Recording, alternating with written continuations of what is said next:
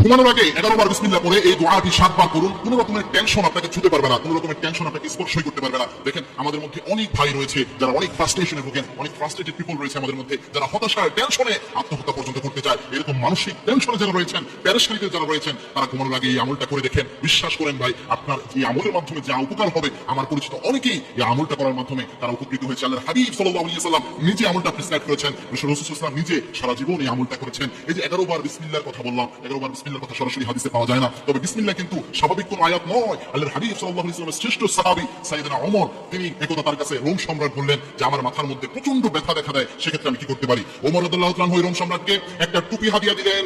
ওই টুপির মধ্যে কি যেন এমন ছিল, রোম সম্রাট যখন ওই টুপিটা পরতো সাথে সাথে তার মাথার ব্যথা ভালো হয়ে যেত। কিন্তু যখন এই টুপিটা খুলে ওই ব্যক্তি নিচে রাখতেন, যখনই মাথা থেকে টুপিটা খুলে ফেলতেন সাথে সাথে আবার তার মাথার মধ্যে ব্যথা দেখা দিল।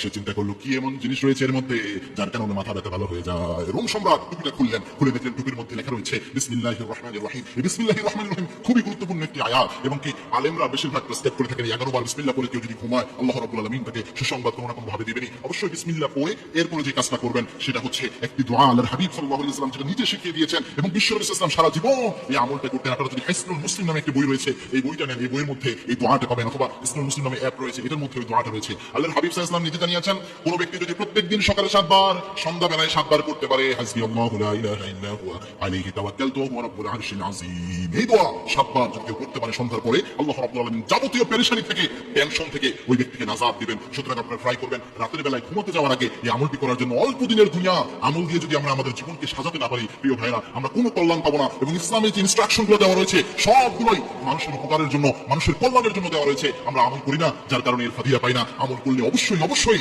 এর উপকার রয়েছে এবং আল্লাহ রাব্বুল আলামিন এগুলোর ফাদিলা আমাদের দান করে দিবেন।